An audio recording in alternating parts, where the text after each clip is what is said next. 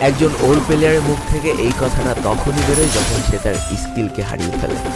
যেই পুরনো প্লেয়ারের গেম প্লেটা দেখে আজ তোমরা হাসছো, এমন একটা সময় ছিল যাকে কাস্টম খেলার জন্য সর্বপ্রথম হায়ার করে নিয়ে যাওয়া হতো। যেই পুরনো প্লেয়ারটার গেম প্লে দেখে আজ তোমরা হাসছো, একটা বার খোঁজ নিয়ে দেখো সেই প্লেয়ারটার গেম প্লে দেখেই একটা সময় অনেক মানুষ গেম খেলা শিখেছে।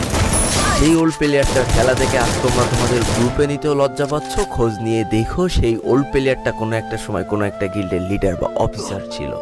যেই ওল্ড প্লেয়ারটা আজ তোমাদের রিভাইভ দিতে যেতে ভয় পাচ্ছে, মনে রেখো একটা সময় ছিল যখন এই প্লেয়ারটাই পুরো মাঠ একা ফাঁকা করে ঘুরে।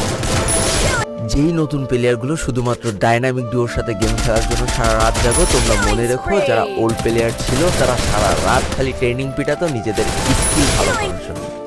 আমি চাইলে আজকের দিনের যারা অন ট্যাপ মারা প্লেয়ার তারা কখনোই ফিল করতে পারবে না যে বসে জুম করে উঠে হেডশট মারার মজাটা আসলে কি ছিল।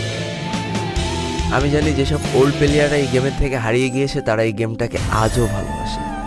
জীবনে এমন হাজারো ওল্ড প্লেয়ার আছে যাদের ফ্রি ফায়ারই ছিল জীবনে প্রথম রাত জাগার কারণ।